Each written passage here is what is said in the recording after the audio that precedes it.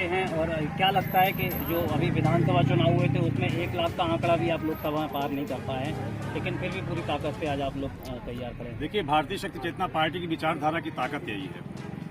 दमोह जिसका नाम कभी भी देश के मानस पटल पर नहीं उभरता, जबकि एक समय जब प्रदेश में भाजपा की सरकारें रही तो 3 मंत्री इसी दमोह जिले से रहे।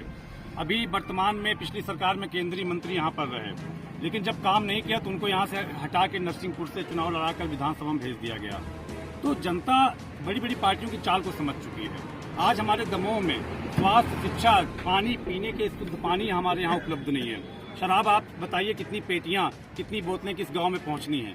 हजारों बोतलें हमारे ग्रामीण जनजीवन को बर्बाद कर रही है, हमारे युवाओं को बर्बाद कर रही है, बहनों का हमारा जीवन बर्बाद हो रहा है, कोई सुनने वाला नहीं है। शिक्षा, आज आयुष्मान योजना भी एक बहुत बड़ा घोटाला है। आखिर आपको ये योजना क्यों चलानी पड़ी? क्यों एक छोटे से तबके को, जिसको आप गरीब कहते हो, गरीब वो क्यों है जिसके लिए आयुष्मान योजना चलानी पड़ी? क्यों नहीं हमारे हर जिले में एम्स जैसे अस्पताल बन पाए आजादी के 75 साल में भी, कि आपको आयुष्मान योजना न चलानी पड़ती? कोई भी समाज का ऊंचा नीचा, जिसको जैसा नेता मानते हो, गरीब अमीर, वो जाता अपना निःशुल्क इलाज कराता। आज ऐसी कमोबेश स्थिति क्यों है हमारे प्रदेश की, हमारे दमोह जिले की? इतना पिछड़ा जिला इसको बनाकर रखा गया, संभाग इतना पिछड़ा है हमारा। तो इसकी लड़ाई हमारी है। आज जो आखिर सशक्त है, जिस तरह स्वतंत्रता संग्राम सेनानियों ने देश को आजाद कराने के लिए लड़ाई लड़ी, हमें चाहे दशकों लग जाएं, लेकिन ये लड़ाई हम नहीं छोड़ेंगे।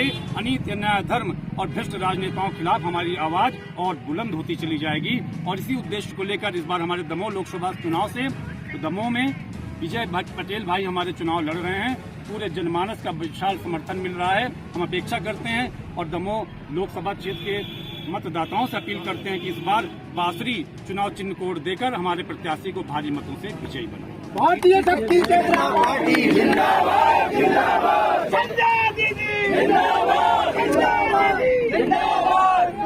कांग्रेस के प्रदेश अध्यक्ष आज मंदिर पहुंचे थे दर्शन करने के लिए, उनके काफिले को आपकी रैली से होना पड़ा। देखिए, क्या है कि आज हमने किसी प्लानिंग के तहत यहाँ से यात्रा नहीं निकाली, क्योंकि समय कम है। लगातार जनसभाएं हो रही हैं, रैलियां निकल रही हैं, नुक्कड़ सभाएं कर रहे हैं। 10,000 कार्यकर्ता, भारतीय शक्ति चेतना पार्टी के 10,000 कार्यकर्ता पूरे दमोह लोकसभा क्षेत्र में गांव-गांव, पंपलेट तो हमारे प्रत्याशी का हर गांव में 2-2, 3-3 बार पहुंच गया है। हम लगातार जगाने की कोशिश कर रहे हैं। कांग्रेस तो एक ऐसी डूबती नाव है जिससे सब उसके यात्री छोड़ के भाग रहे हैं, लेकिन कमोबेश बीजेपी की स्थिति होती जा रही है कि आप सब भ्रष्टाचारियों गले लगाते जा रहे हैं। आप उनमें फर्क क्या रह गया? भ्रष्टाचार उसी तरह फल फूल रहा है। राजस्व विभाग हो, पुलिस विभाग हो, हर काम के रेट चार्ट बने हुए हैं, बिना पैसा दिए काम नहीं होता है। किस भ्रष्टाचार के विरुद्ध लड़ाई है? हमारा बच्चा, हमारा युवा आज शिक्षित नहीं है। सबसे बड़ी समस्या हमारे सागर संभाग की पलायन है। आप देखिए, ऐसे दमोह जिले का कौन सा गांव है जिसके सैकड़ों युवा अपने पत्नी, बच्चे, माता पिता का स्नेह, उनका सानिध्य छोड़कर आज नौकरी करने के लिए दूसरे प्रदेशों में भाग रहे हैं। हम 70 साल में ये भी नहीं दे पाए। हमारी बहनें आज भी बीड़ी अपने हाथ से बनाने के लिए मजबूर हैं। युवा शराब पी के मदमस्त रहता है।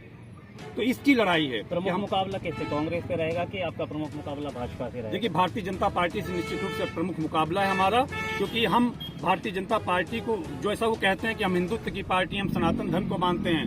मैं कहता हूं भारतीय शक्ति चेतना पार्टी सनातन धर्म को मानती है और सभी समाज का भी सम्मान करती है, सभी धर्मों का भी सम्मान करती है। तो हमारी विचारधारा है, आज नहीं तो कल समाज हमें अपना रहा है। इस लोकसभा चुनाव में भी आप देखेंगे भारी मतों से हम अपनी उपस्थिति दर्ज कराएंगे। बहुत बहुत धन्यवाद।